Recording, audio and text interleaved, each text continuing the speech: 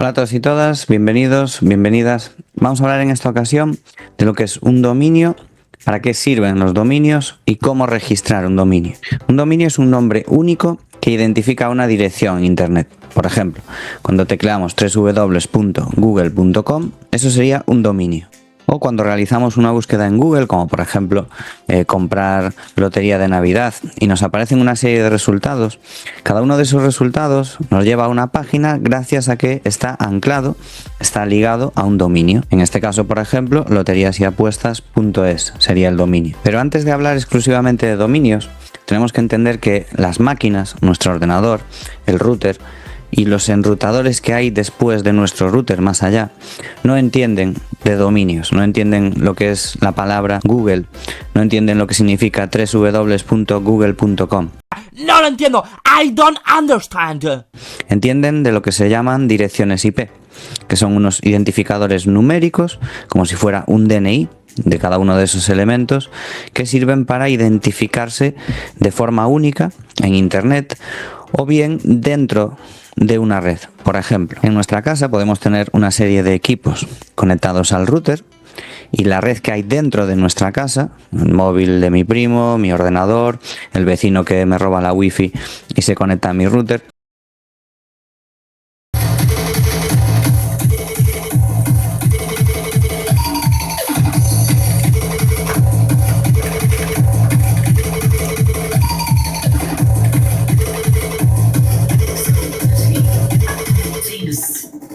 Todo eso sería nuestra intranet, nuestra red privada.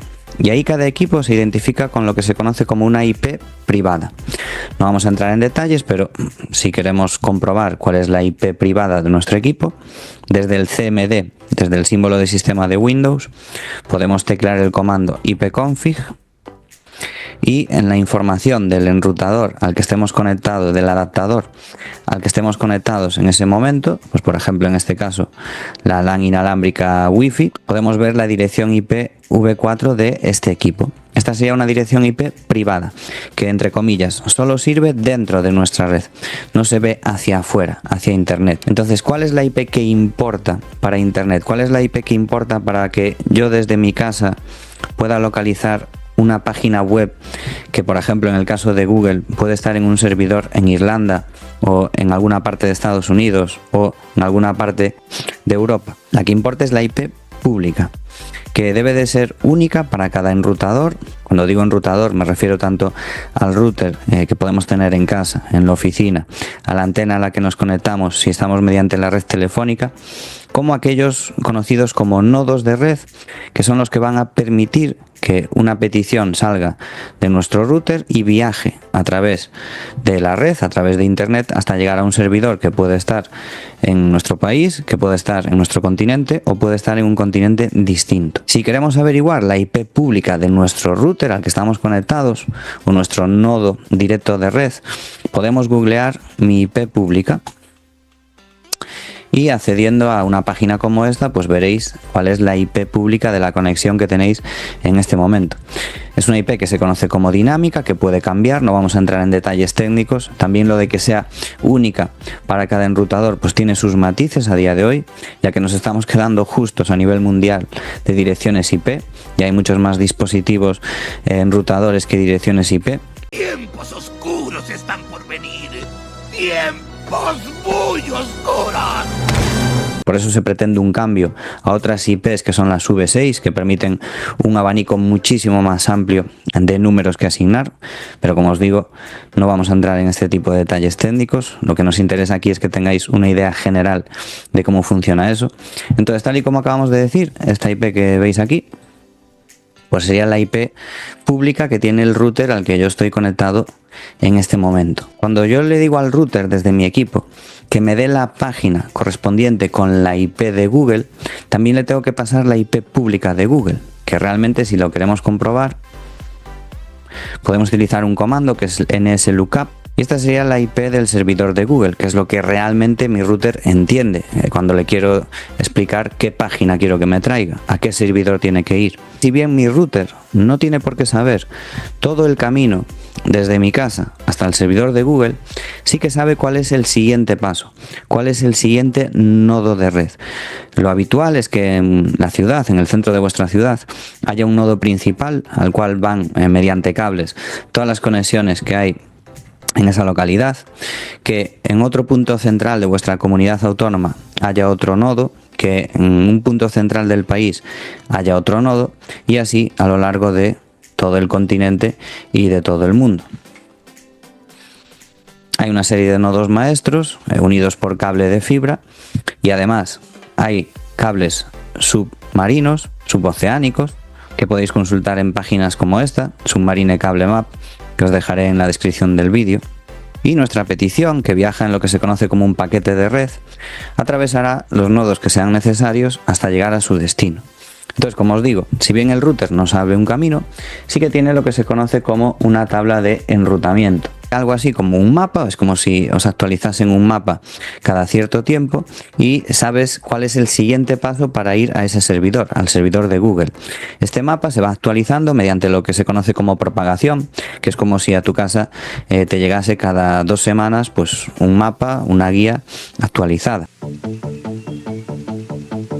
Y el router lo que hace es decir, bueno, tú quieres ir al servidor de Google que tiene esta IP, pues tienes que salir por este camino de aquí, y ya desde ahí ya saltaría al siguiente nodo de red, que normalmente es, como os digo, pues el nodo central que haya en vuestra ciudad. Esto dependerá de la compañía proveedora de internet, aunque muchas de ellas pues suelen compartir infraestructura. Y a partir de ahí, desde vuestra casa, pues ese paquete se aventura en un apasionante viaje a través de distintos nodos de red, aquellos que estén disponibles, hasta llegar a su servidor destino, que podría ser pues un servidor de Google que esté en Irlanda, por ejemplo. Y cuando el servidor de Google recibe esa petición de que hay un equipo en tal sitio que quiere su página, le responde con esa página, y la petición vuelve o bien por el mismo camino o bien por otro distinto, dependiendo del estado de la red en ese momento, y recibimos la página de Google. Todo esto evidentemente ocurre en cuestión de milisegundos. De hecho, lo podemos comprobar con un comando que es el tracer. Aquí podemos lanzar un tracer a www.google.com y observaremos los pasos, ¿vale? Los pasos principales, no todos, que va dando nuestra petición hasta llegar al servidor destino. Bien, aquí podéis ver que el comando tracer ya me ha devuelto los 7 pasos que suele devolver, que serían los 7 pasos principales, hasta llegar a esta IP, que como podéis comprobar es la IP pública de ese servidor de Google al que hemos accedido. Y esto sería como los nodos principales que hay en el camino, donde el primero, este de aquí, es mi router. En este caso, como es de Vodafone, pues su nombre, el nombre de los routers de fibra de Vodafone es adsl.vf en este caso. Cuando en una parte del camino pues hay un problema, porque el nodo está saturado o no está disponible, pues se agota el tiempo de espera y ese paquete se redirige por un nodo distinto para que acabe llegando a donde tiene que llegar. Y como veis, todo esto ocurre en cuestión de milisegundos. Desde que tecleáis el dominio hasta que veis la página cargada, pues no pasa ni un segundo normalmente. Debo ir rápido. Pero si acabamos de decir que los enrutadores solamente entienden de direcciones IP y lo que nosotros escribimos son nombres de dominio, ¿cómo puede ser que se acaben entendiendo? Pues gracias a un elemento que son los servidores DNS. Existen servidores DNS oficiales, principales en Internet, que pertenecen a las compañías proveedoras de servicio, Google y otras empresas, y después existen DNS secundarios. Dentro de una empresa particular pues podemos tener un servidor DNS propio, pero siempre va a depender de un servidor DNS principal, y lo que contienen esos servidores DNS es una traducción entre el nombre de dominio, lo que podemos escribir en el navegador, y su dirección IP pública, de tal forma que cuando el router quiere saber la IP pública de Google, acude a estos servidores para averiguarlo. Por eso nuestro router siempre tiene configurado un servidor DNS que por defecto es el de nuestra compañía de internet y que podríamos modificarlo de forma manual. Desde el panel de control de Windows, en conexiones de red, Si acudiésemos a las propiedades y nos vamos al protocolo TCP versión 4, desde aquí podríamos utilizar un servidor DNS distinto al de nuestra compañía. Por ejemplo, el de Google, que son los 8888 y 8844 como secundario. Y si configuramos esto, pues para resolver las IPs, en lugar de utilizar el de Vodafone, el de Movistar o el que sea, utilizaríamos los de Google, que se supone que son un poco más rápidos y quizás pues llegaríamos a notar una pequeña diferencia en la velocidad de navegación en algunos casos. Por ejemplo, voy a utilizar lo que se conoce como un analizador de paquetes, que sería Wireshark. En este caso es una aplicación de descarga gratuita que cualquiera podría utilizar. Le voy a decir que se conecte a mi router y que empiece a escuchar, entre comillas, que empiece a registrar todos los paquetes que pasen a través de él. Mientras tanto, desde el navegador voy a entrar en la dirección www.escueladeinformatica.com. Bien, una vez hecho esto, si yo paro este escaneo de paquetes y filtro por DNS, puedo ver aquí las peticiones y los mensajes de ese tipo que han tenido lugar mientras estaba realizando el escaneo. Vamos a fijarnos que uno de ellos ha sido una petición, esta que veis aquí, desde mi router, que es la dirección 01, para el dominio escueladeinformatica.com, y que ha habido una respuesta diciendo que la dirección IP pública de este dominio, desde el servidor DNS, es 82.98.171.68, este paquete que veis aquí. Y vamos a comprobar si la IP pública de escueladeinformatica.com es esa. Vamos a hacer un NSLookup de escueladeinformatica.com. Y si nos fijamos, esta de aquí efectivamente se corresponde con la dirección IP que ha respondido, que ha contestado el servidor DNS asociado a mi conexión. Aquí es donde tiene lugar esa traducción entre el dominio y la dirección IP pública. Nos podemos preguntar, ¿quién se encarga de gestionar eso de que el dominio de Google te lleve a tal servidor? ¿Quién se encarga de gestionar que tal dominio pertenece a tal persona o a tal empresa? Pues existe un organismo internacional que es el ICANN. Vale, el ICANN es esa entidad que tiene la potestad de registrar que tal dominio pertenece a tal empresa y se va a asociar con tal dirección IP pública. Y el ICANN a su vez va a delegar ciertas responsabilidades en otras entidades como por ejemplo VeriSign, que es la que da la autorización a lo que se conoce como registradores de dominio, que son esas empresas donde vamos a poder comprar nuestro dominio. Y esas empresas lo que van a hacer es ponerse en contacto con entidades como VeriSign, que en última instancia comunicarán al ICANN ese registro de dominio que tiene que cumplir con una serie de requisitos mínimos. Por ejemplo, en el caso de los dominios .es y los dominios regionales, .gal, .cat, la entidad que se encarga de gestionar que esos dominios se registren de forma correcta y de dar autorización a las empresas que registran dichos dominios, pues sería Reciris. Reciris depende del Ministerio de Ciencia, Innovación y Universidades y es el organismo público que autoriza dichos registros, o al menos la forma de cómo registrar estos dominios. En VeriSign, por ejemplo, tenéis la posibilidad desde aquí, donde veis la opción Discover Domain Names, de hacer lo que se conoce como un whois. Un whois os arrojaría los datos del registrador de un dominio. Yo le digo, por ejemplo, amazon.com. Si yo le digo aquí, por ejemplo, amazon.com y le damos a buscar, pues me arroja los datos del registrador, la fecha en la que se ha registrado, la fecha en la que se ha creado este dominio, en 1994, el día 1 del mes 11 a las 5 horas y todos aquellos datos que sean públicos relativos a este dominio, como por ejemplo cuando caduca. Esto es algo que muchas empresas se dedican a hacer, a comprar nombres de dominio, aunque no sean la propia entidad que lo va a explotar, nombres que son susceptibles de que en un futuro sean atractivos para empresas, para después revenderlos, ya que son propietarios, y para comprar un dominio no tienes que ser propietario de ese nombre, ni tienes que ser propietario de una empresa que se llame igual, cualquiera puede comprar un dominio, especulan con nombres de dominio para después revenderlo, lo que en muchas ocasiones es un negocio altamente lucrativo. ¿Cuánto quiere? $1.000.000 y 3 islas hawaianas. Buenas, no de leprosos. Hecho. Y esto de aquí es un ejemplo de dominio, www.google.com. Vamos a dejar claro qué es cada una de sus partes. Tenemos por un lado el punto lo que sea, en este caso .com, y eso se conoce como TLD, dominio de nivel superior.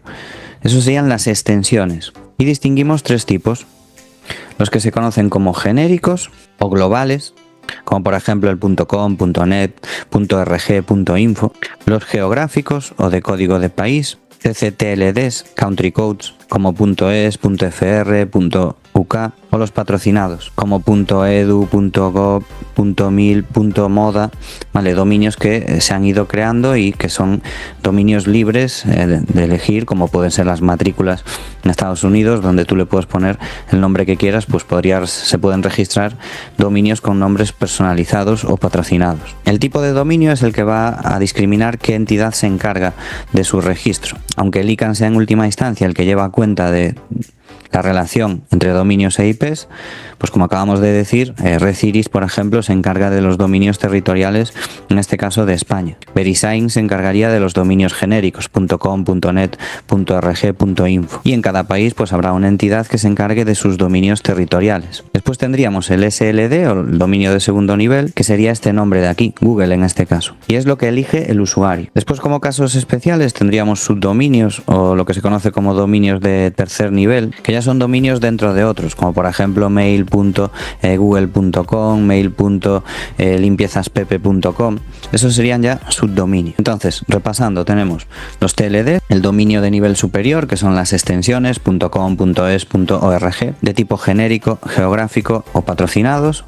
Tenemos el SLD, que es el dominio de nivel secundario, el nombre que elegimos para nuestra página web, aparte de la extensión combinada, por supuesto. Y tendríamos también subdominios, que son como dominios dentro de esos dominios principales. mail.google.com, aulavirtual.escuelagonzalez.com, lo que sea. ¿Y cómo registrar un dominio? Pues acudiendo a cualquier entidad registradora. Por ejemplo, si googleáis registrar dominio, os saldrán diferentes páginas. DynaHosting es una de ellas que recomiendo que le echéis un vistazo, no porque me paguen patrocinio ni mucho menos, sino porque por experiencia pues es una empresa que funciona muy bien, tanto en el registro de dominios como de hosting, y además es de aquí, de la tierra, de Galicia. Un aplauso de parte de Cañita. Que vos fai? A ver, que me explique, a ver, contame que che fai a profesora cando fas algo mal. Pues nos pegan. Que desaches que? Nos pegan. Por favor, por favor. No, eso non. Esta rapaza é peligrosa, mellor que non fale con ela. Mellor que non fale, esa non fales con Bueno, hoxe é o seu primeiro día. Cortastes eso. É que é en directo, ese é o problema. Y podríais empezar buscando el nombre del dominio que queréis registrar. Por ejemplo, Mercería Lolita. Le damos a buscar. Y si está disponible para registro, si no está registrado ya, os aparecen las diferentes extensiones, los dominios principales que podéis adquirir, pues por ejemplo el .com, el .es, .gal, .net, y su precio anual. Un dominio no se puede comprar de forma permanente, un dominio se compra por un periodo de tiempo que puede ser anual, 2 años, 3 años, y este sería el precio de esa adquisición. Si vais a abrir, por ejemplo, una tienda online que va a operar en territorio nacional, por ejemplo en España, pues es recomendable hacerse con el .com y el .es, para que si la página va bien y tiene difusión, no venga alguien aprovechándose del dominio, del nombre, y compre el otro. Pues si nosotros tenemos el .com, pues esa otra empresa compre el .es y o bien nos haga competencia en el posicionamiento o intente revendernos después el dominio. Simplemente seleccionaríamos como productos de una tienda online los dominios, los añadiríamos al carrito y aquí, mediante una forma de pago, pues ya podríamos realizar la compra. Decir que no hay que tener un alojamiento para comprar dominios. Podéis comprar dominios sin tener un alojamiento ni una página web. Lo que estáis comprando o reservando son esos nombres. Y después DynaHosting os da la posibilidad de adquirir ese alojamiento dentro de sus propios servidores y relacionarlo, o podéis adquirirlo en otro sitio, incluso montar servidores propios y redireccionar ese dominio al hosting que queráis. Si os interesa hablar de hosting, pues es algo que podemos hacer en otro vídeo. Espero que esto sea de utilidad, que aclare un poco más el concepto que pudierais tener de dominio, si no habíais profundizado mucho en el tema anteriormente, y cualquier cosa pues os leo en comentarios. Un saludo.